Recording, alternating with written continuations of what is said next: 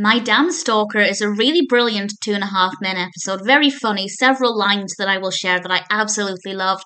Probably one of my favourites in a while. Not one of my favourites overall, but I really thoroughly enjoyed it. This is the 15th episode of the 4th season of Two and a Half Men. This is directed by James Widdoes, and as always, there will be spoilers from now as I go through the episode chronologically and share some thoughts. And the episode starts off with Charlie coming in from a date, and he says, "I hate electric cars." To which Alan replies, "I don't like scented candles." And that is the first time I laughed in this episode, getting in there very, very early. And Charlie then thinks Alan has been looking at dirty websites. And we get a little bit of suspense for maybe a minute, and then we find out that actually Alan has been looking at internet dating sites. And this is part of the narrative, part of the main narrative. The other part of the narrative focuses on Rose. And again, we get a bit of a mystery. We don't find out exactly what's going on with Rose. It starts off with Rose helping Jake study for his test. Berta says she doesn't understand why Charlie never gave Rose a chance. And Rose, just as she's about to leave, asks Charlie to call her. And we don't find out immediately why that is, but we do relatively quickly, but we'll get there in a moment. First of all, though, Alan's date arrives. It's a woman called Beverly. She's played by Allison Janney, and I really liked her in this episode. I thought the character was really great. I really liked her with Alan. Things take an interesting direction, which I'll talk about when we get there. But I thought she was a decent character, and I liked what she brought to the episode. We're then down at the bar where Charlie often goes, and what I really found quite interesting with this, at least for me, is that ordinarily I think the bar is a very boring setting.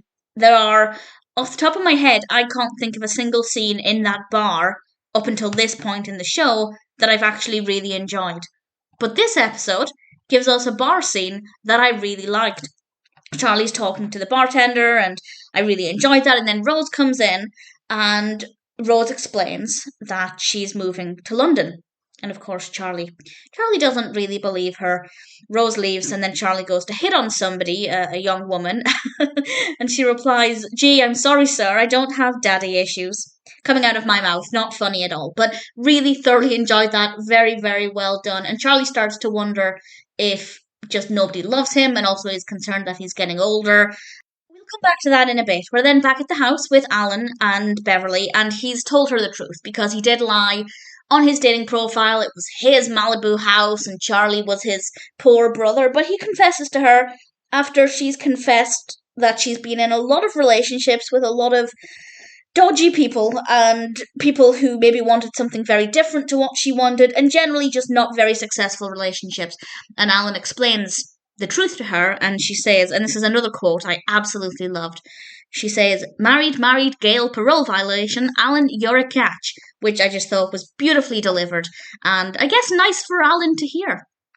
We're then at breakfast, and what I love about this is a change in Jake. I don't think this is a change we see that often, or it's not something they keep up very much, but Jake is actually studying for his test, and yes, he was enthusiastic about it with Rose because he loves Rose, but he's now studying about it and actually engaging in it. He's talking about vomitoriums, brilliant breakfast conversation, I'm sure. He's learning about the Romans, and it's just really great to see him actually taking an active interest in education, and this is something that I think is really important, that there are many children who do not care about learning. They're not interested at all. But if they find the right topic, and if you just find something that they can be interested in, something that might be fascinating to them, you've got an entry into hopefully starting to encourage them to actually enjoy learning. And this is what we see with Jake, and I rather liked it.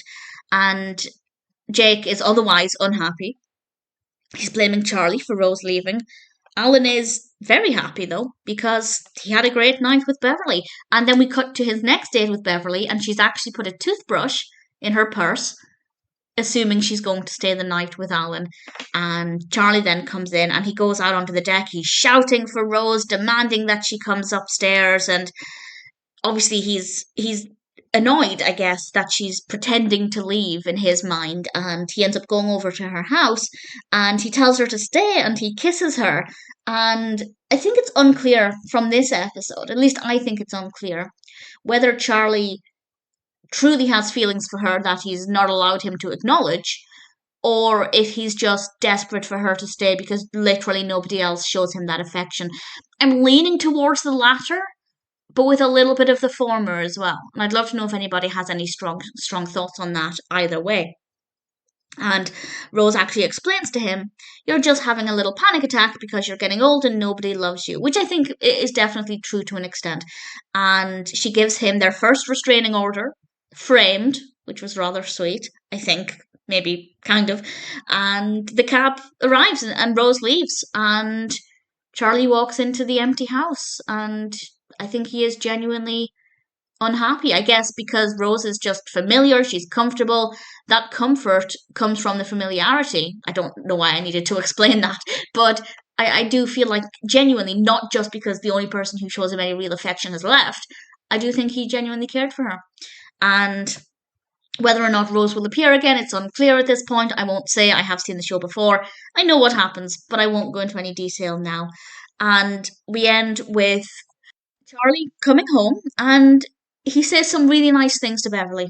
He says that he's really glad that she and Alan found each other, and it's meaningful. I think he genuinely felt that, was probably feeling sorry for himself, but it was really lovely. He's clearly missing Rose. So he goes to talk to Alan to get some comfort from Alan, and he opens the bedroom door, and Alan is tied up, hands and legs tied to the bedposts, wearing, well, not his usual attire, let's put it that way. Definitely a comedic way to end things.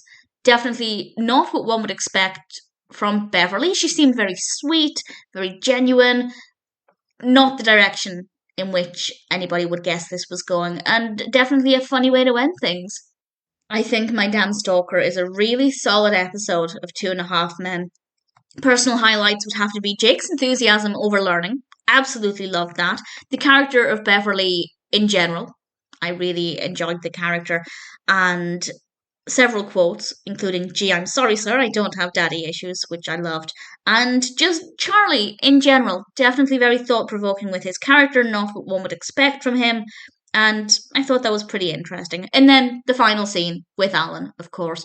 Ultimately, it's an all-round, really solid episode. My Damn Stalker is a brilliant, very funny episode of Two and a Half Men.